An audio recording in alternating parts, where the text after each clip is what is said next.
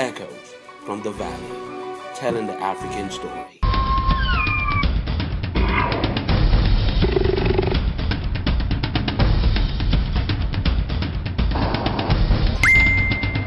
Prepare yourself for the unexpected. The fight for freedom from colonial rule in Africa was fierce and unrelenting as all the leaders of the liberation movement stuck firm to their quest for self-rule. They put their all into the fight, with some paying the ultimate price. They were resolved to keep at it and give their lives for the emancipation of their people who had for decades suffered under colonial rule. Their relentlessness paid off. In time, countries across Africa gained their freedom, one after the other. The euphoric feeling at victory is one that is not easily forgotten. While 54 African countries might be free from colonial rule, economically, they are still bound to their erstwhile colonial masters. From the continent of Africa, we believed in fellow Africans. Hence, we have got Pan-Africanism. When the first African country gained her independence, Ghana, forefathers of our liberation movements, in particular, Kwame Nkrumah said that although Ghana is free, we will only be free until the entire continent is free.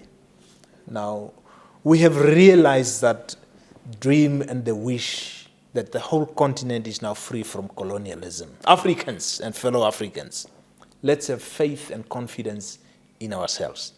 If we believed in one another to fight colonial oppression on the continent, let us also believe that we can equally fight economic colonialism or economic oppression on the continent. And I am pleased to be part of that generation to witness the second phase of the struggle, and that is the economic emancipation. Africa's numerous resources are exported in their raw form, in low price, to the countries like Europe, America, Asia, and other parts of the world. The finished products are then imported back into the countries at exorbitant prices. Why do Africans consume more imported goods than locally manufactured ones? It is a mindset of us all, from us, the policymakers or the politicians or the leadership, as well as the consumers. Let me give you a practical example. In Namibia, toothpicks, which we use in restaurants, it's a commodity that we need. We have got trees in the country. Whether we have got these existing trees or bamboos, anything. Instead of manufacturing what we need, like toothpicks or matches, we would prefer to travel long distance to go and buy the toothpicks to bring to Namibia to use them. That's a mindset. But if we were to change our minds and said to manufacture toothpicks, all that you will need technology or a machine to do that. Instead of where one person would benefit by buying, adding up a markup, we can create jobs, minimum 5 jobs, because you will have somebody in the rural areas or in a farm to provide the wood, somebody that would chop it, you bring it into a building, a local authority will benefit through the use of energy, water, but also by paying the rent, but also you would create another job, packaging of those toothpicks. You would need technologies or technicians to make sure that these toothpicks are cut precise the same length, the same width. You would need technology in terms of computer to say how many toothpicks per minute, per day. You will provide jobs to SMEs to transport either those wood to this place, but also from the factory to the various restaurants or shops. So you would have provided and created 5 jobs by producing toothpicks only, and those 5 people would have an income to look after themselves. Whereas, instead of following that, we rather travel thousands of kilometers to go buy a toothpick where only one person benefits. That mindset also talks to our financial institutions. It is regrettable that we do have finance in the country, apart from the pharmaceutical that we are exporting over billions outside to buy these drugs. We have over 100 billion dollars that those entrusted with this money would prefer to take this money to other countries to build other countries' economies, and said that there are no bankable projects in the country. Now this, you don't need billions, you only need few hundred thousands. And with those few hundred thousands, we'll have better impact to an ordinary person.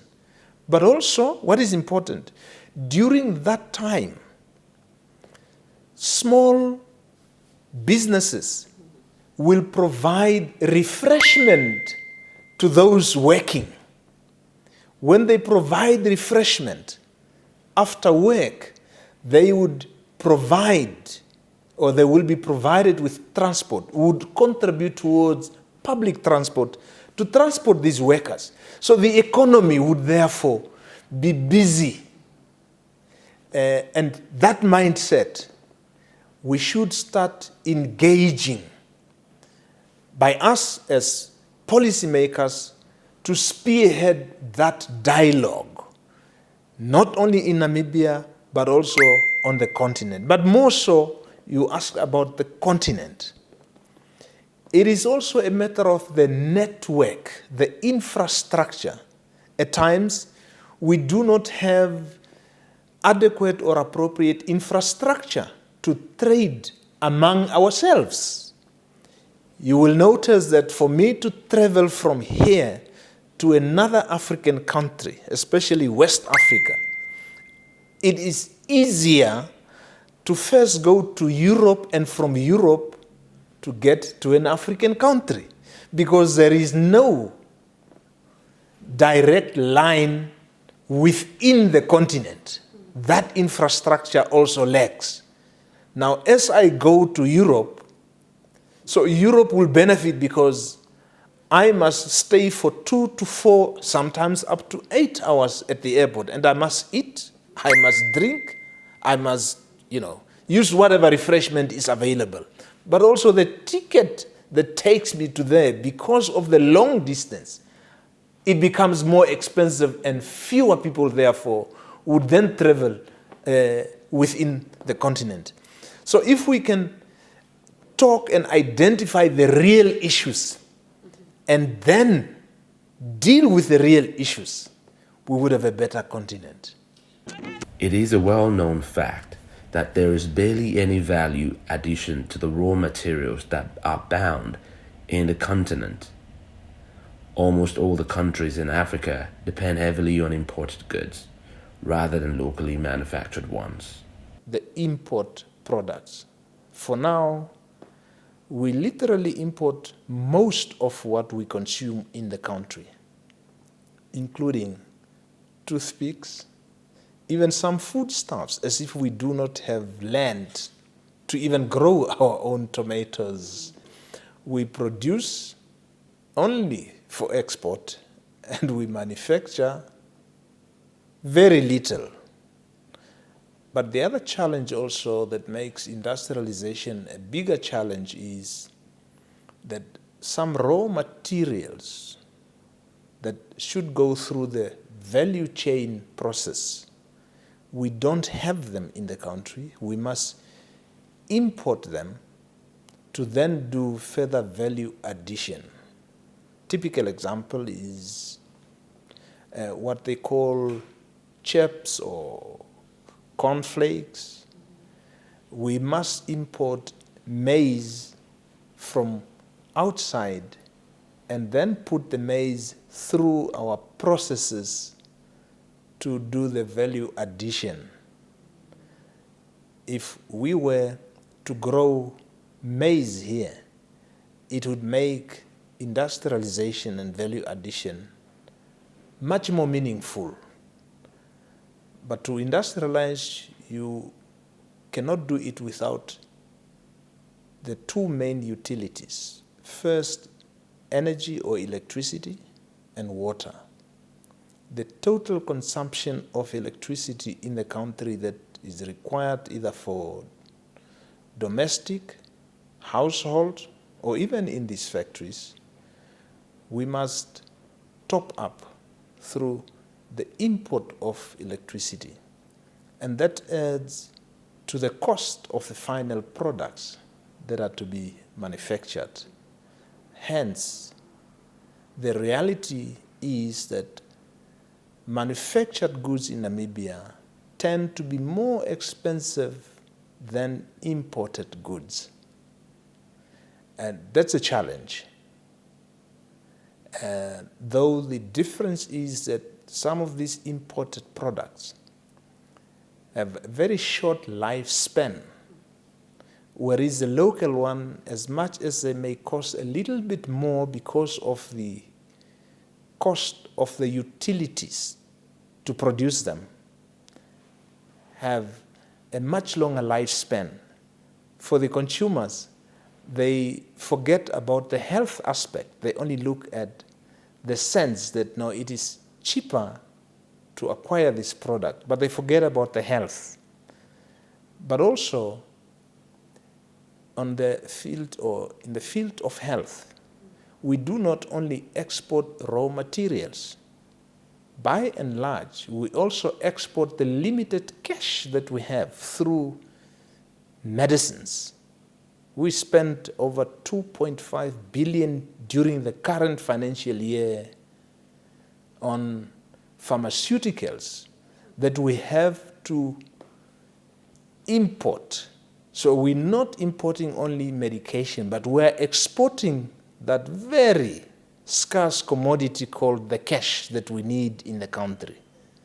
For if we were to manufacture some of those medicines, drugs, locally, the figures would tell a different story. And the cash would then also be circulated in the country. But we have got the mindset that we need to change, that if we produce, we will have got more cash locally. When we have got more cash locally, we will have got more jobs locally as well.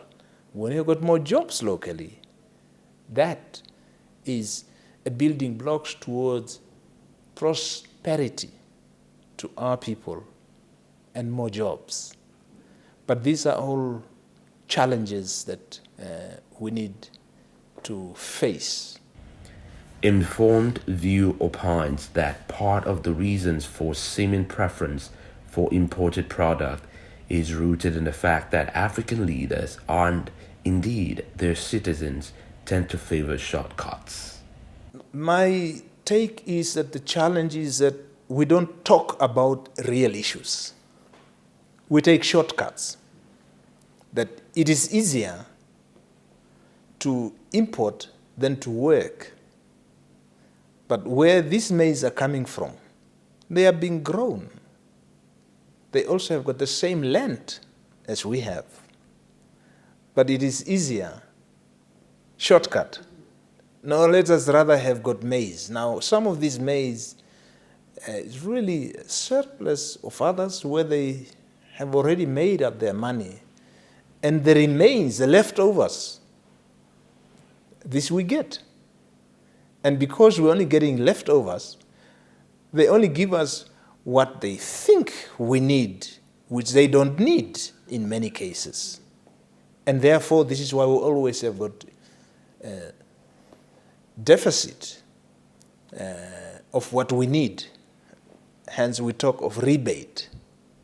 Then we go to those countries like under SACU and ask for rebate. So look, we need, for example, 100 tons of maize, whereas the country can only produce 70,000 tons. The deficit of 30,000, we must get permission from the member countries to get it from somewhere else. When we get it from somewhere else, they will come at a price. When they come at a price, it is a consumer that would pay for that price. The commodities, therefore, becomes more expensive. And when that happens, the people cannot afford some of those commodities. We therefore perpetuating poverty through the system because of the shortcut. Experts believe that economic emancipation of Africa, which will bring about an end to heavy reliance on imported goods, can only be made possible by intra-African trade. This belief is behind the conceptualization of the Continental Free Trade Area under the guidance of African Union. Politically, Africa speaks with one voice when it deals with diplomatic and political issues, now that we are free, and that through the signing of the African Continental Free Trade Area, to make Africa as one market, we need money, we have resources, we have skills, we have. What we may not have is the technology. But when we have got the resources and money, why can we not trade with our raw materials to get those technology and start manufacturing our own computers, our own computer screens on the continent? Because the resources to make computer and computer screens and all this are from the continent. A huge part of Africa's enormous resources include the continent's human capital scattered all across the globe, doing great things in almost all fields of human endeavor. We have got skills. Let us bring those skills back into the continent to invite them, not to punish them by coming back and giving them names, but welcome them with the skills. Mind you, at the moment, we are in a fortunate position as a continent because many Africans studied in those Western countries together with the Western counterparts. So it is not that we don't know what West needs. We know. Skills-wise, we have. But sometimes, when they come back, we see them as a threat to come and take our jobs. But what jobs do we have when we don't have jobs? So let us rather get the skills and transform our raw materials into finished products, because that is the only way that we as Africans can build our own continent. Intra-African trade, which will help the continent achieve economic emancipation, may be unattainable without the removers of barriers across the region. Leadership now, we must genuinely and commit ourselves to remove the barriers that we have created, such as using tariffs to bar one country from doing business with another country, as well as the non-tariff barriers, such as you must have got this visa, you must have got this document, you must have got this and this to do business in the other country, etc. we are now at a stage where we are identifying all these barriers that has been a hindrance from doing business among ourselves as we are building the infrastructure to freely move. And as we move freely, we must also move freely with goods. We must also freely move with the tools to acquire these goods, and that is the financial sector must talk to one another. That is what is going to help us to change the mindset by only talking to one another genuinely. As Africans, we have got no reason to fear one another. How come? We studied together in Europe. We know the theories of Keynes, theories of Einstein, but when we get back to the continent, we leave all this knowledge back in Europe, and our classmates suddenly becomes the consultants to us. Sometimes we did better than them, but when we get back to the continent, we forget what we have learned. It does not make sense sometimes.